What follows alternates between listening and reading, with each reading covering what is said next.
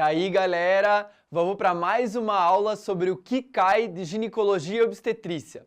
E hoje o nosso foco vai ser a gestação ectópica, esse tema que está sempre nas aulas aí de sangramentos de primeiro trimestre da gestação e que você vai encontrar em qualquer uma das suas provas de residência aqui de São Paulo ou de todo o Brasil.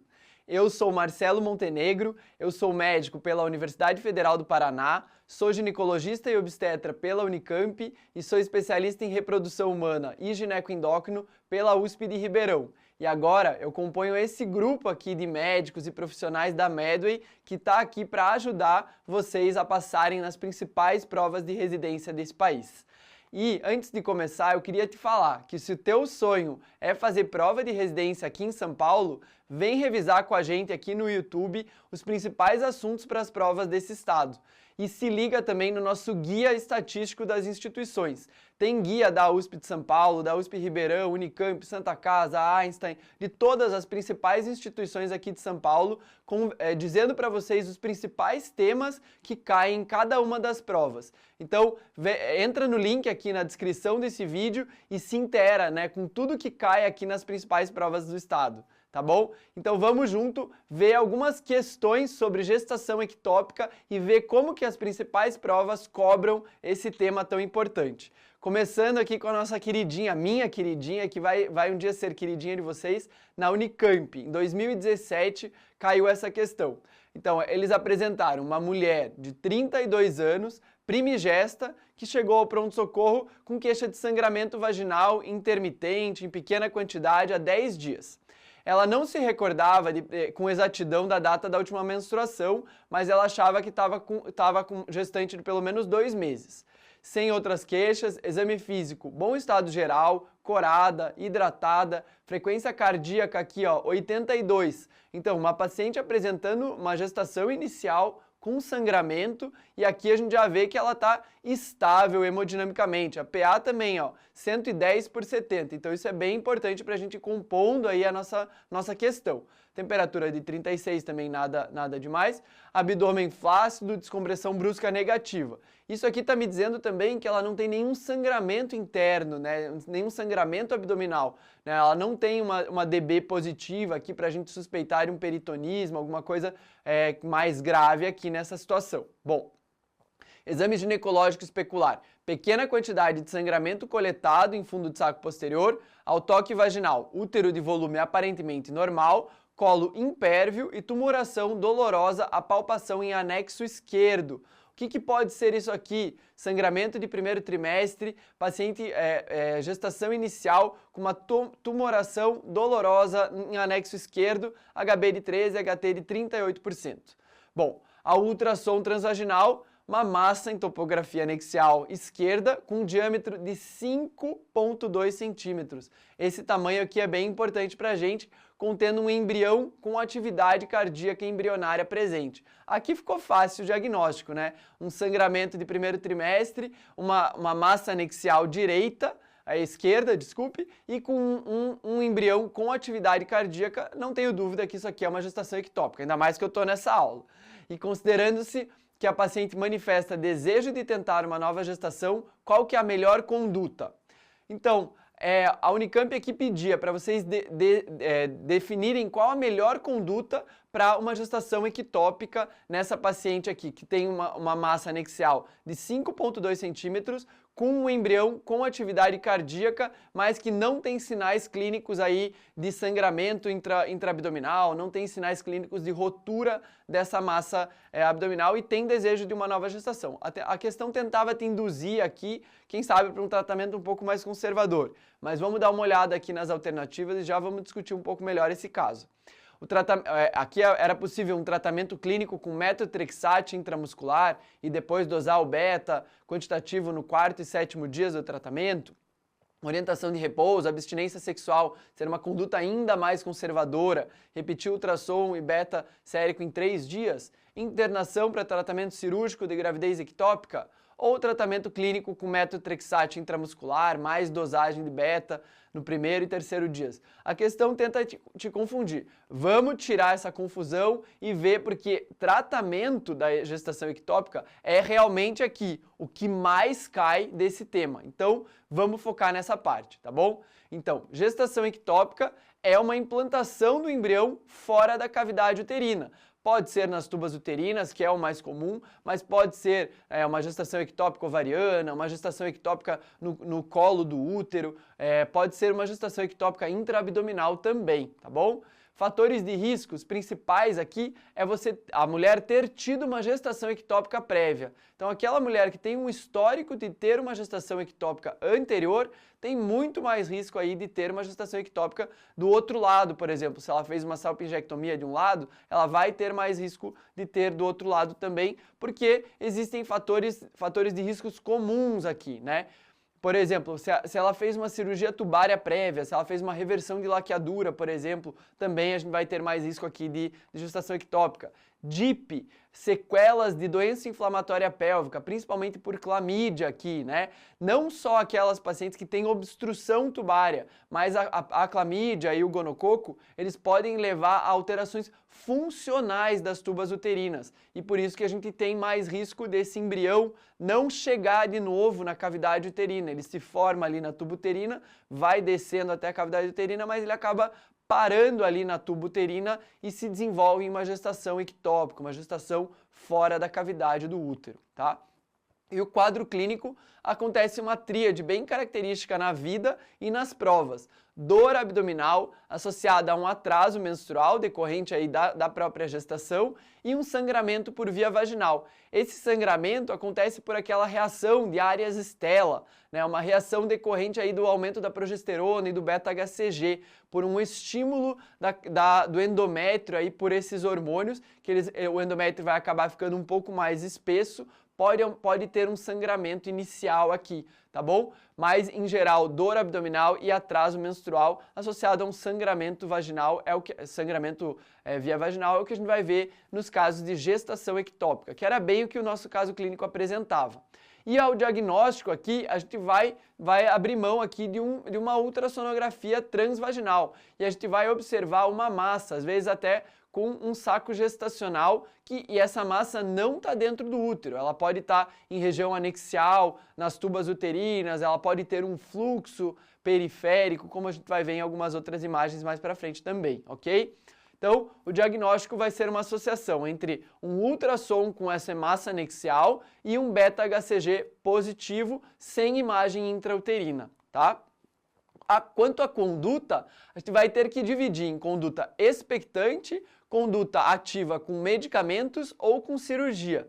Bom, mas quando que a gente pode manter uma conduta expectante? Então, o tratamento expectante ele só vai ser possível se a paciente está estável hemodinamicamente, se ela não está taquicárdica, não está hipotensa, né? Então, nessas situações, a gente pode manter um tratamento expectante.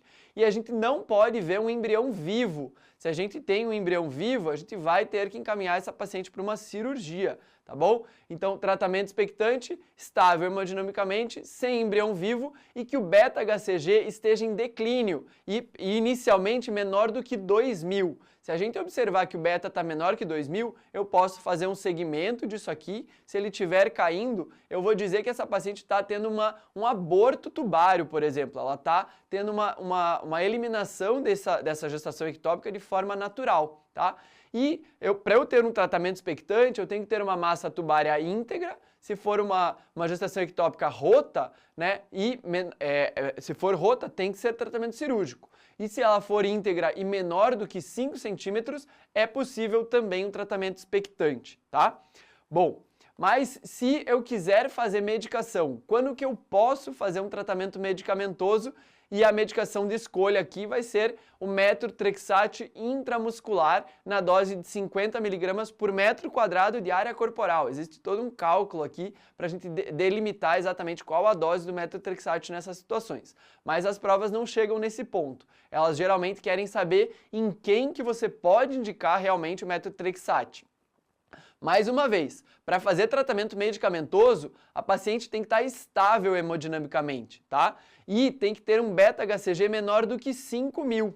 A massa tubária também tem que estar íntegra, porque se for rota, a gente já viu, vai ter que ser encaminhada para cirurgia. Mas para metotrexate eu tenho que ter uma massa menor do que 3,5 cm e não posso ter BCF, porque mais uma vez, se tem batimento, eu vou encaminhar para cirurgia. E cirurgia eu vou ter que fazer daí nas pacientes que estão instáveis hemodinamicamente, ou quando eu tenho uma gestação ectópica rota mesmo, né? Tem sinais de descompressão brusca positiva, por exemplo, tem sinais de irritação peritoneal, ou quando eu tenho um saco gestacional muito grande, acima de 5 centímetros, ou um beta-HCG assim, ó, acima de 5.000 também vai ser indicação de cirurgia.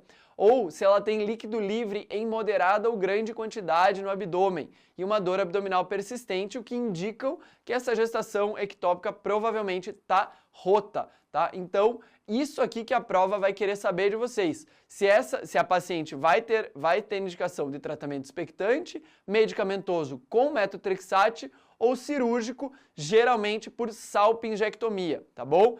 É isso que cai mais na tua prova de residência, tá? Vamos responder essa questão. Então a gente tinha uma massa abdominal ali de 5,2 centímetros e tinha embrião visualizado. Então, se eu tenho embrião visualizado, não me interessa se essa paciente quer engravidar, não me interessa se ela nunca engravidou, não me interessa o valor do beta-HCG. Eu vou ter que indicar cirurgia para essa gestação ectópica. Então, a minha resposta que a Unicamp queria era internação para tratamento cirúrgico da gravidez ectópica, ok? A questão é tranquila, mas ela dá alguns fatores aqui para você confundir. E é só lembrar aqui da nossa aula para você não cair em nenhuma pegadinha aqui nas provas, tá bom? É isso aqui que a gente faz na média, a gente deixa as coisas de uma forma mais simples para vocês não esquecerem na hora da ansiedade da prova, tá bom? Vamos para mais uma questão. A gente falou que caiu na Unicamp, mas caiu, ó, também na USP, né, em São Paulo em 2019, ok? Mais uma vez um caso clínico. As provas, elas costumam cobrar caso clínico nessas questões, porque elas conseguem cobrar alguns conceitos um pouco mais complexos, tá? Depois vocês vão ver, eu trouxe umas questões que são mais conceituais, vocês vão ver que nesse tema as questões conceituais acabam ficando muito fáceis. Por isso que as provas mais difíceis, aí a Unicamp, a USP, sempre vão cobrar caso clínico relacionado a isso, ok? Então aqui na USP, uma mulher de 19 anos de idade com queixa de um sangramento genital intenso há um dia, acompanhado por cólica leve em hipogastro, tá? Apresenta atraso menstrual de 10 dias e realizou um beta-HCG com valor de 1.250. Então, beta-HCG baixo, uma gestação inicial com sangramento vaginal, tá bom? Ao exame clínico, pouca dor à palpação do abdômen, sangramento coletado em pequena quantidade ao exame especular, colo grosso, posterior impérvio ao toque, com útero levemente aumentado, anexos pouco dolorosos. Então, uma clínica pouco florida aqui, né? Caso extremamente comum no pronto-socorro. O ultrassom transvaginal revela pequena quantidade de líquido livre na cavidade abdominal, com útero anteverso fletido, eco endometrial hiperecogênico, então a espessura endometrial tá maior, tá com 13,5 milímetros, e uma imagem para-ovariana pequena também, de 15 por 13 milímetros, demonstrada a seguir. Qual a conduta? Prova da USP, você vai ver imagem, não tem como. E é isso que eles estavam me mostrando. Eles estavam me mostrando aqui um ultrassom de uma imagem anexial, eu vejo o ovário, e eu vejo também uma imagem anexial aqui, talvez um saco gestacional, talvez um corpo lúteo, né? E também aqui o ultrassom do útero com um espessamento endometrial, tá bom? Eu não vejo nenhum saco gestacional intrauterino, era isso aqui que então a questão estava me apresentando. Então, uma paciente com beta-HCG baixo, gestante inicial, com uma imagem para-ovariana, sem imagem intrauterina. Tá bom? Será que isso aqui é uma gestação ectópica? Eu tenho certeza que isso aqui é uma gestação ectópica? Vamos ver. Então, qual que é a melhor conduta para essa paciente? Fazer um novo beta-HCG em 15 dias para confirmar um aborto completo? Será que é isso aqui que eu estou tendo? Um abortamento completo vai ter exatamente esses sinais aqui? Não, né? Talvez não mesmo. E ainda mais fazer em 15 dias esse beta-HCG não está muito certo. Uma curva de beta-HCG por suspeita de gestação ectópica pode ser uma boa opção. a curva de beta-HCG, eu vou fazer uma dosagem de beta-HCG a cada 48 horas. Eu sei que se a gestação for tópica, for gestação intrauterina e normal, a gente vai ter uma curva de beta-HCG ascendente e que geralmente dobra a cada 48 horas. Gestações ectópicas ou mesmo gestações abortos, a gente tem um aumento anômalo desse beta-HCG. A gente não vê que ele vai dobrar a cada 48 horas, tá? Então uma curva de beta-HCG pode ser uma boa opção aqui.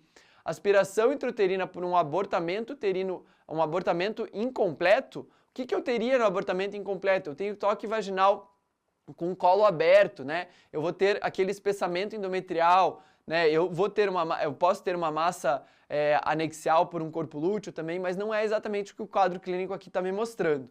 Ou novo beta-HCG em uma semana por uma gestação incipiente. Uma semana eu vou ter que definir um pouco melhor essa gestação, né? Vai que é uma gravidez ectópica, né? Então eu tenho que definir melhor a minha conduta para evitar riscos de rotura, tá? Então estou achando que a minha melhor resposta é saber mesmo. Vamos só revisar aqui algumas imagens também de gestação ectópica, tá? Não, essas imagens não são da prova, mas a gente vê aqui que tem uma imagem ovariana, tem fluxo ao Doppler e tem também, pode acontecer essa imagem aqui, ó, para-uterina, aqui está o útero, a gente tem uma imagem anexial à direita aqui, que é o sinal do Bagel sign, né? Se vocês pensarem num bagel, aquele docinho, né, que tem um aro no meio, fica mais ou menos isso, que é essa imagem aqui com o saco gestacional no meio. E em alguns casos a gente pode até começar a ver a delimitação de um embrião aqui dentro, inclusive com fluxo ao Doppler na região externa a essa massa anexial. Então, esses são os sinais aqui de gestação ectópica. Esse halo hiperecogênico aqui com um saco gestacional. Essa é uma imagem extremamente característica e a prova adora colocar algumas imagens características. Se aparecer isso aqui em região anexial, eu já sei que é uma gestação ectópica, tá bom? E revisando ali as nossas condutas em relação à gestação ectópica de uma forma um pouco mais organizada aqui num fluxograma. Então, paciente que veio com atraso menstrual, dor pélvica e sangramento, com beta positivo, eu vou ter que fazer um ultrassom transvaginal. Se ela veio com uma gestação tópica, eu encaminho para o pré-natal. Isso aqui é uma gestação inicial, está sangrando, daí eu vou ter que avaliar, claro, se não é um aborto, né, se é uma ameaça de aborto, etc. Bom, se esse ultrassom veio com uma gestação ectópica, uma gestação tubária rota, com muito sangue em cavidade e tal, eu vou ter que encaminhar diretamente para uma cirurgia. Pode ser uma laparotomia nessa situação, ok?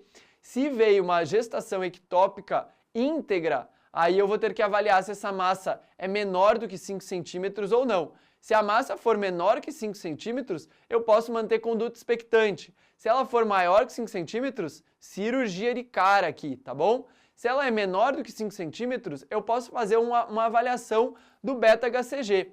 Se o meu beta-HCG inicial for menor do que 2.000 e eu fiz uma dosagem em 48 horas e eu vi um declínio dos títulos, significa que eu tenho uma massa pequena com queda dos títulos de beta-HCG. Então eu posso manter conduta expectante, eu vou fazer um segmento do beta-HCG até ele zerar.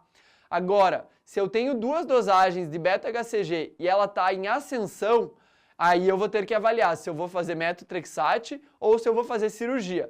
Nessa situação, se ele subir, né, e a massa for maior do que 3,5 centímetros, eu vou preferir fazer uma laparoscopia, tá? Mas agora, se a minha massa for menor do que 3,5 centímetros, aí eu tenho que ver. Se o meu beta-HCG for menor do que 5 centímetros e eu não tiver BCF, aí sim eu posso fazer o metotrexate, tá? Parece complexo, mas é uma forma diferente de organizar aqueles critérios que a gente já viu ali, de critérios para tratamento expectante, para metotrexate e para cirurgia, ok? Então, Então, nessa situação aqui dessa questão, a gente tinha uma paciente com sintomas aqui de uma gestação inicial, um beta-HCG positivo, e ela tinha um beta baixo. Então, a gente entrava aqui, ela tinha uma massa anexial menor do que 5 centímetros, a gente pode sim fazer um tratamento inicialmente expectante e avaliar realmente se isso é uma gestação fora do útero, uma gestação dentro do útero,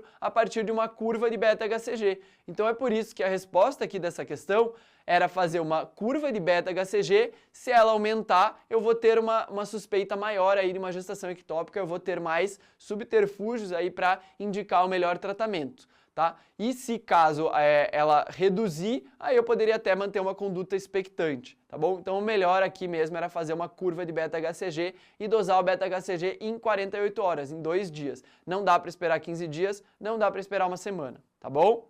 Bom, terceira questão, vocês vão ver que as questões acabam sendo muito parecidas. Quando a gente entende o caso clínico, é isso aqui que a questão cobra, tá? Porque esses casos são muito comuns no pronto-socorro, tá bom?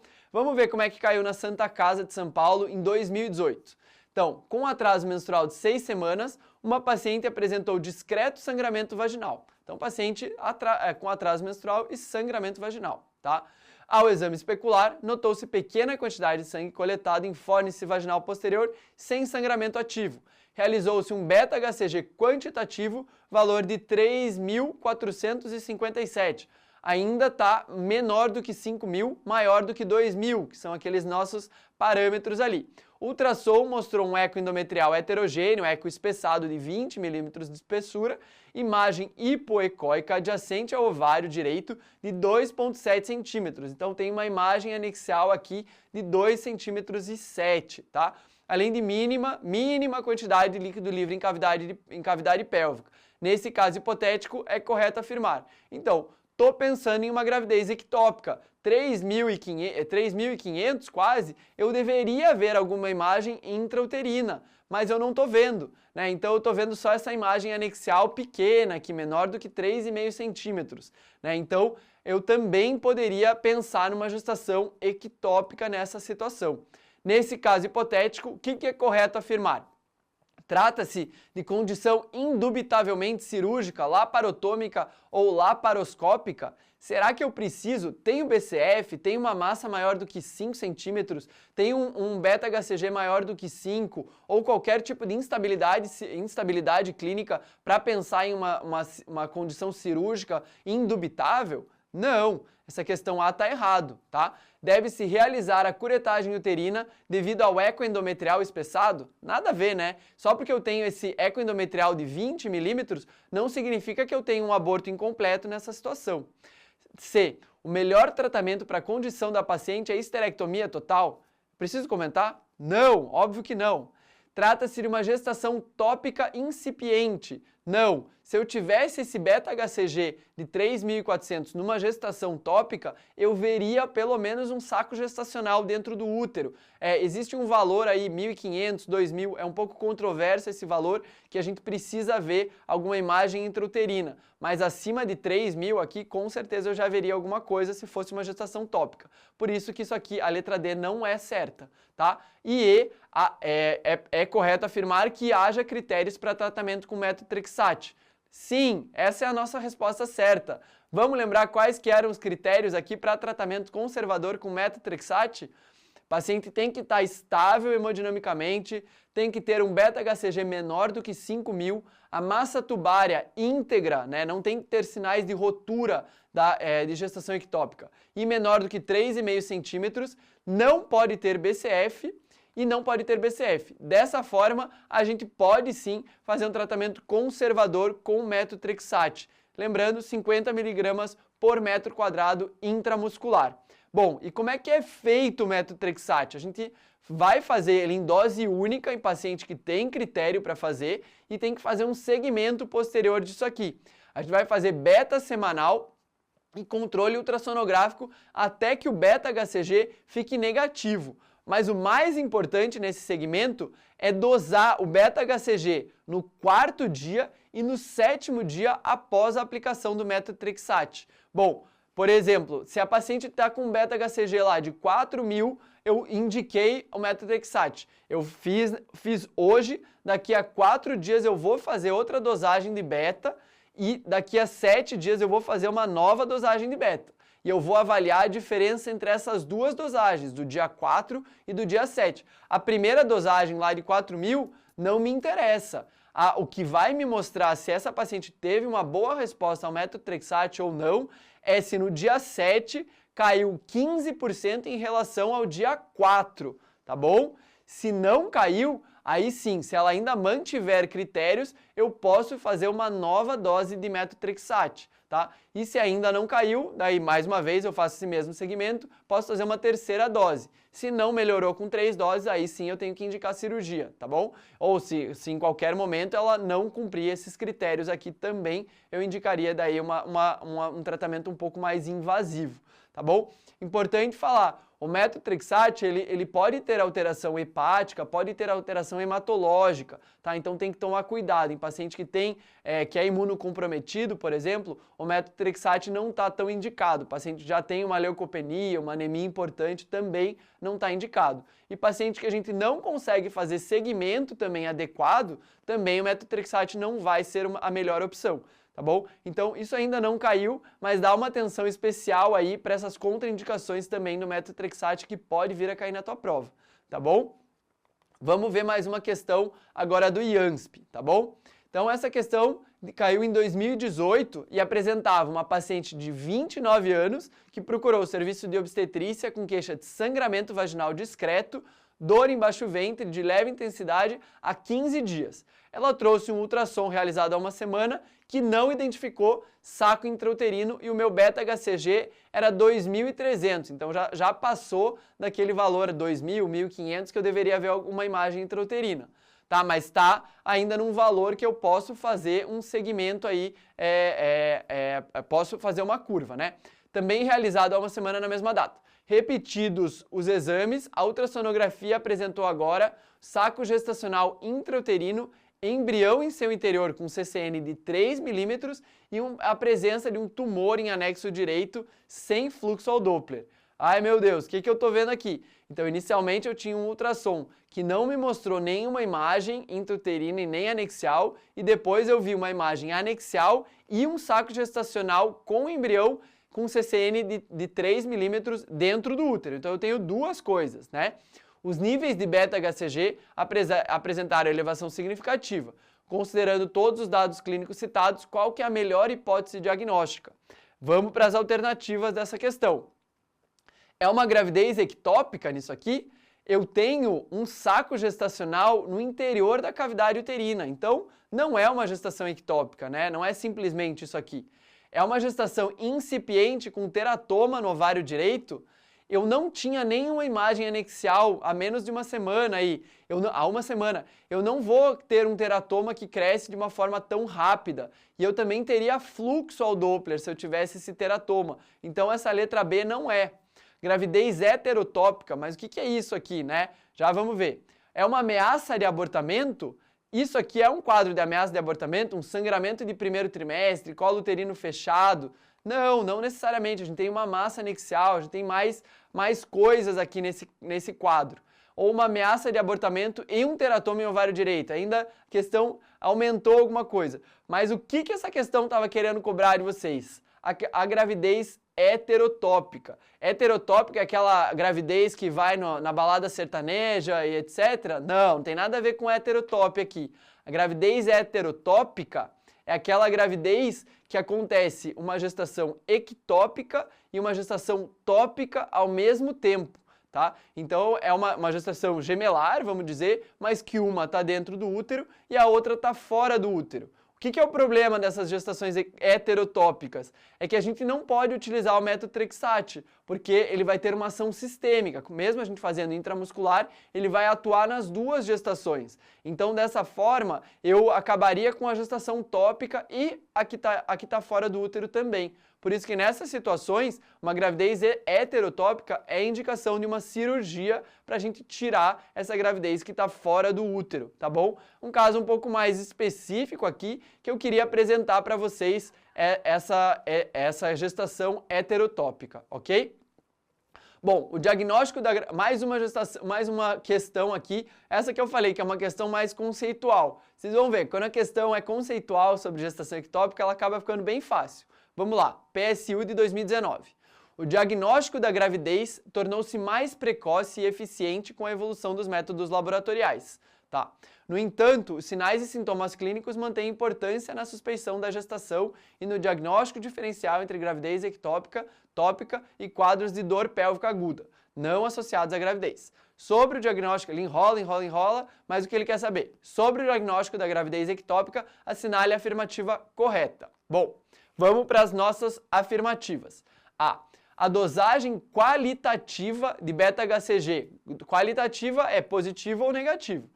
Dosagem qualitativa do beta-HCG no sangue da mulher é essencial para a diferenciação entre uma gravidez tópica e ectópica? Não. Se eu tenho uma gravidez tópica, o beta-HCG vai ser positivo. Se eu tenho ectópica, vai ser positivo também. Então, a dosagem quantitativa que vai me definir essa diferenciação, né? Se for uma gestação tópica, a quantitativa ela vai ter uma progressão mais rápida, ela vai dobrar a cada 48 horas. A ectópica não, vai ter uma ascensão, até mesmo uma redução, mas uma ascensão se for anômala, ok? Bom, B. A identificação do pulso vaginal ao toque é secundária ao aumento da vascularização uterina, sendo sugestiva de gravidez tópica. Então, qual que era esse sinal? O sinal de Osiander, né? Quando a gente observa o pulso vaginal mais aumentado aqui durante aqueles sinais preditivos de gestação. Mas isso acontece tanto em gravidez intrauterina quanto em gravidez extrauterina, porque isso está relacionado ao aumento da progesterona, aumento do beta-HCG, que vão levar a um aumento da vascularização uterina, tá? Não interessa se é tópica ou ectópica, tá bom? A tríade clássica presente na grande maioria dos casos de gravidez ectópica, bom, eu sei a tríade clássica, é composta pelo atraso menstrual? Sim. Dor abdominal? Sim. Corrimento vaginal? Não. Sangramento vaginal, né? Então essa é a tríade não clássica da gestação ectópica. Eu deveria trocar esse corrimento vaginal por um sangramento vaginal. Então, incorreta, corta essa também. Então eu fiquei com a letra D. A ultrassonografia transvaginal, aliada aos valores de beta-HCG, tem sido considerado padrão de referência para reconhecer precocemente a gravidez ectópica. Correta e muito verdade. Hoje em dia, a gente identifica gestações ectópicas muito precocemente. Por isso que é muito comum a gente acabar fazendo aquela avaliação da curva de beta-HCG, principalmente em pronto-socorro, em pacientes que têm sangramento inicial, tá bom? Então, aqui uma questão conceitual para mostrar para vocês que também dá para cobrar isso, mas que fica muito mais fácil. O que as questões cobram mais são os casos clínicos, tá bom? Então, essas foram as questões de gestação ectópica e vocês vão ficar com mais conteúdos aqui no YouTube, então presta atenção porque tem conteúdos que caem em todas as provas. Então presta atenção, vem com a gente pra cima aqui com a Medway.